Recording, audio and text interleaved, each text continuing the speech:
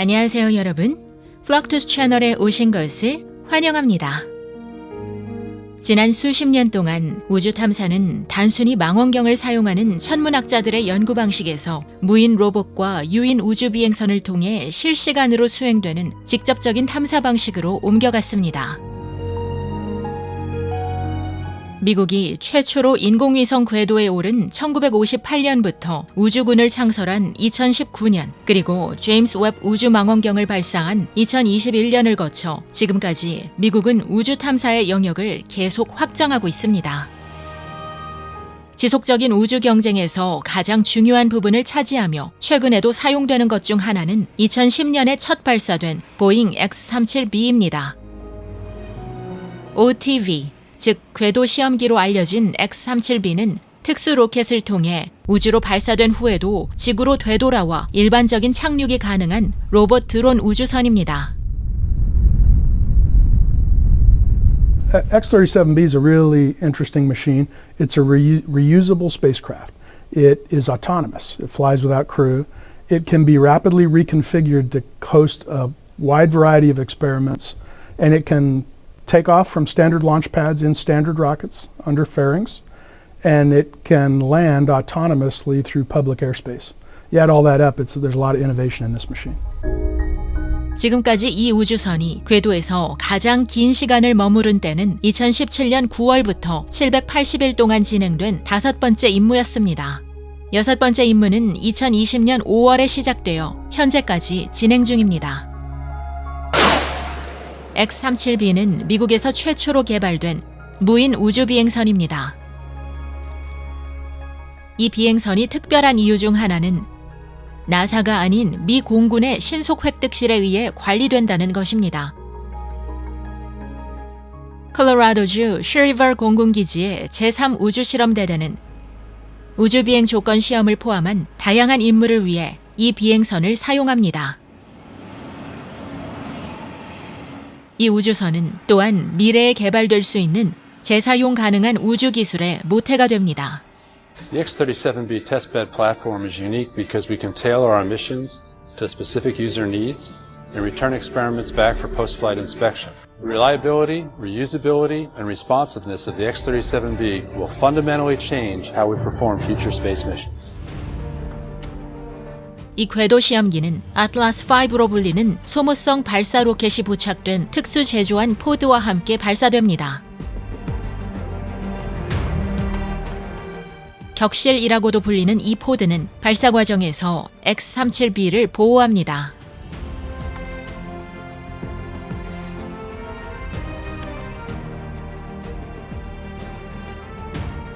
특정 고도에 다다르면 포드가 벌어지게 되고 X-37B의 추진 속도를 통해 선체로부터 분리됩니다. 이 로켓은 길이 188피트, 지름 12.5피트이며 지난 20년 동안 발사대에서 그 존재감을 과시했습니다.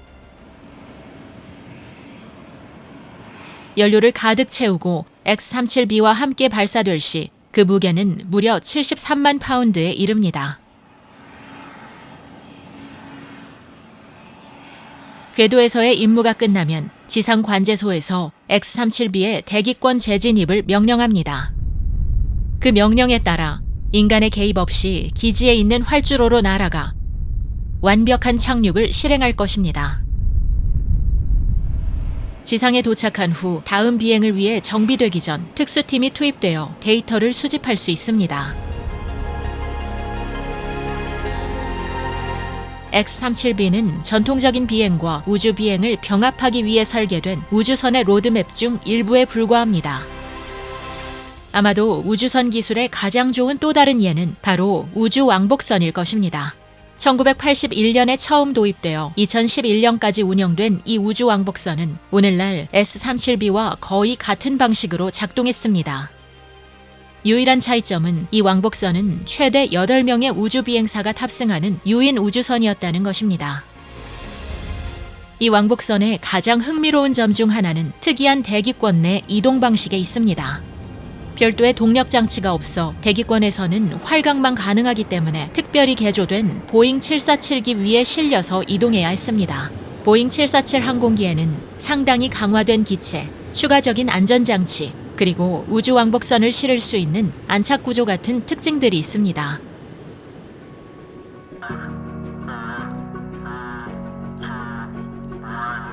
보잉사는 보잉 스타라이너를 통해 우주 탐사 영역을 확장하고 있습니다.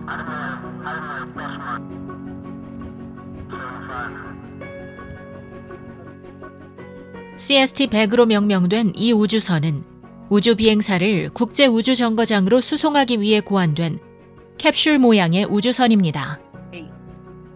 X-37B와 같이 스타라이너는 로켓의 꼭대기에 장착되어 우주로 발사됩니다.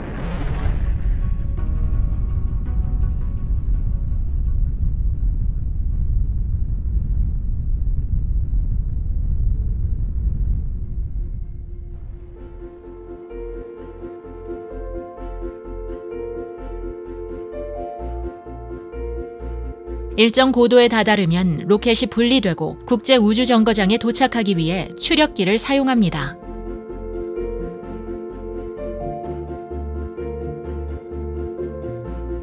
이 우주선은 음식과 다른 필수품뿐만 아니라 약 7명의 승무원을 태울 수 있도록 고안되었습니다.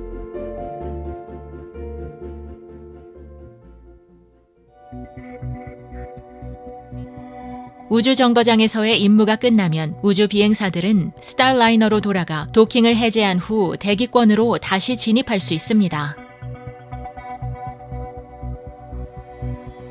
2022년 5월 두 번째 주요 시험이 수행되었습니다.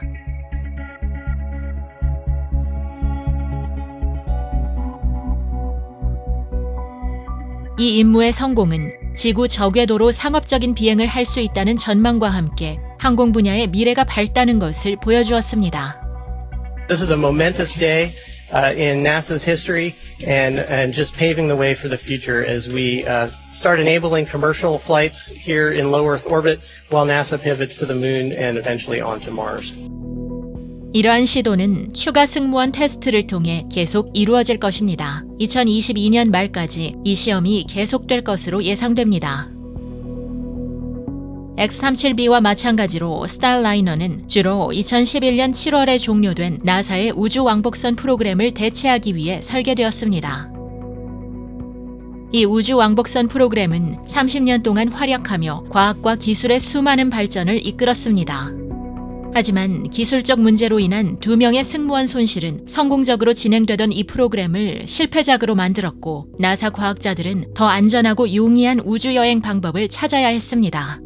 135번째이자 마지막 임무 후에 이 왕복선은 영구적으로 퇴역했습니다. The shuttle was sort of iconic. You know, there weren't many spaceships that looked like it. There weren't any that landed like it. And I think it had become sort of so commonplace. Yeah, you know, this shuttle flies 6 times a year. It has done it ever since I was a little kid or even before I was born. And I think it just became a bit of a surprise to the world that, wow, it's not going to fly anymore. 하지만 우주비행 기술 분야의 애호가들은 우주 왕복선 프로그램의 종말에 절망할 필요가 없습니다.